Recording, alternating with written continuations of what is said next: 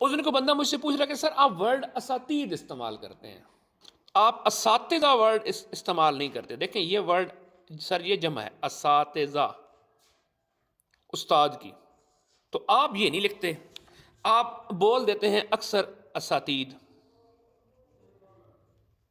یہ بول دیتے ہیں آپ۔ تو یہ کیا کہانی ہے؟ تو یہ ذرا آپ کو کہانی سنانی ہے کہ یہ کہانی ہے کیا۔ ایک ہمارے پاس فارسی کا ورڈ ہے استاد، یعنی آخر میں کیا آتا ہے؟ دال آتا ہے۔ اور ایک ہمارے پاس عربک ورڈ ہے استاذ، آخر میں زال آ رہا ہوتا ہے۔ یہ دونوں میں تھوڑا سا فرق ذرا سمجھیے گا۔ وہ بندہ جو کوئی فن کا ماہر ہو نا، کوئی ہنر کا ماہر ہو، ٹیلر ماسٹر ہو گیا، مکینک ہو گیا، تو ان کو کیا کہا جائے گا سر؟ انہیں کہا جائے گا استاد، فارسی کا ورڈ ہے۔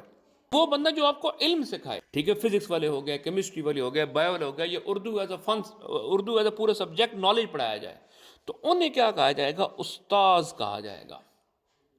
تو یہ ہمارے پاس فارسی کا ورڈ ہے، اور یہ ہمارے پاس عربی میں استعمال ہونے والا ورڈ ہے۔ استاد فارسی کا ورڈ ہے، تو فارسی کی ترکیب کے مطابق اس کی جمع ہونی چاہیے اساتید۔ استاذ عربک جو اوریجن کا ورڈ ہے، اس کی جمع ہوگی، وہ ہوگی اساتذہ۔ اب ہمارے ہاں چل یہ گیا ہے کہ ہم سنگولر کے لیے، یعنی کہ صیغہ واحد کے لیے، سنگولر کے لیے ہم لوگ کیا یوز کر لیتے ہیں؟ فارسی کا ورڈ یوز کر لیتے ہیں استاد، اور جب جمع کرانے کی باری آتی ہے تو ہم لوگ کیا ورڈ یوز کرتے ہیں؟ عربک والی جمع یوز کر لیتے ہیں اساتذہ۔